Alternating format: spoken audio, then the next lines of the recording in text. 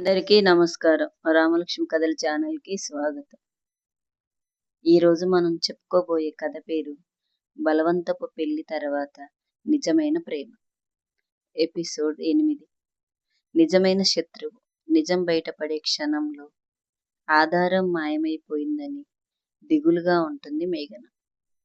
ఇప్పుడు మేఘన ముందు ఒకే ఒక్క ప్రశ్న. అసలు శత్రువు ఎవరు?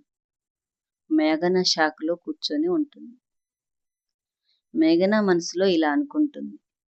వీడియో ఎలా డిలీట్ అయిపోయింది? విక్రమ్ అక్కడికి వచ్చి మేఘనతో ఇలా అంటాడు. ఆ ల్యాప్టాప్ మనం చెక్ చేద్దాం. మనకు ఇంకా ఏదైనా ఆధారం దొరుకుతుందేమో అని విక్రమ్ ల్యాప్టాప్ చెక్ చేస్తాడు. ఇది సాధారణం కాదు. ఎవరో రిమోట్ హ్యాక్ చేశారు. మేఘన నిరాశగా ఏడుస్తుంది. మేఘన అర్జున్ని ఎలా కాపాడాలి?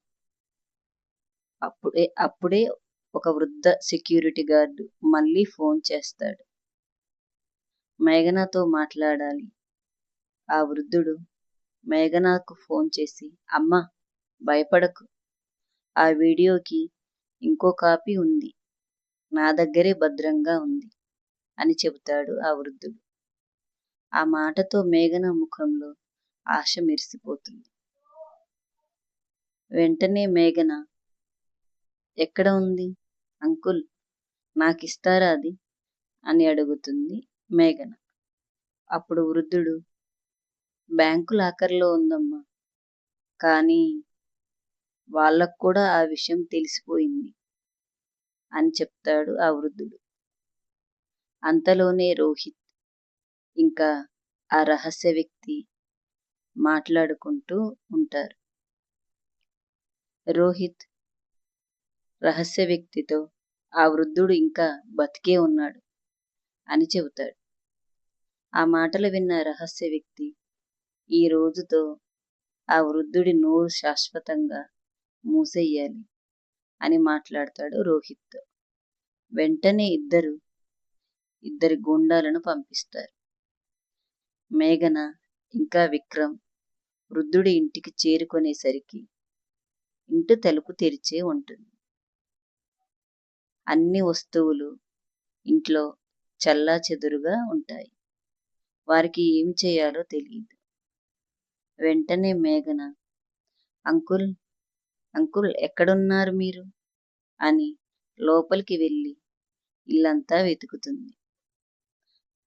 వృద్ధుడు ఒక రూములో నేలపై గాయాలతో పడిపోయి ఉంటాడు. అతను ఇంకా ప్రాణాలతోనే ఉంటాడు. మేఘన షాక్లో ఉంటుంది.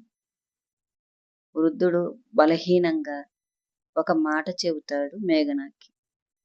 మేఘన, లాకర్ నెంబరు 307 అని చెప్పి స్పృహ కోల్పోతాడు వృద్ధుడు.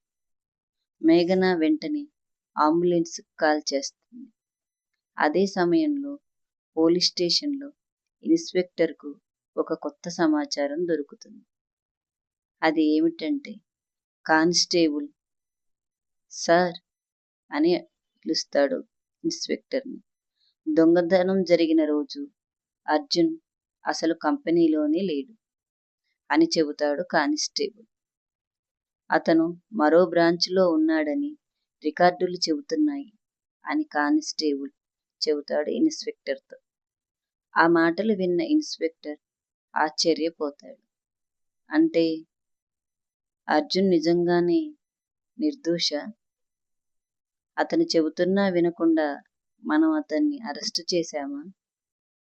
మరి మనకు దొరికిన వీడియో ఏంటి అని రకరకాల ప్రశ్నలతో మాట్లాడుకుంటారు ఇద్దరు.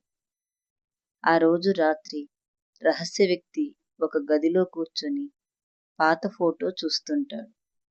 ఆ ఫోటోలో మేఘన తండ్రి రామ్మూర్తి ఇంకా ఆ రహస్య వ్యక్తితో కలిసి నవ్వుతూ ఉంటాడు. అంటే ఈ కుట్రలో మేఘన తండ్రికి సంబంధం ఉందా? కొనసాగుతుంది ఈ ఎపిసోడ్. ఈ స్టోరీ మీకు నచ్చినట్లయితే లైక్ చేయండి. మీ ఫ్రెండ్స్ అండ్ ఫ్యామిలీకి తప్పకుండా షేర్ చేయండి. మరిన్ని మంచి వీడియోల కోసం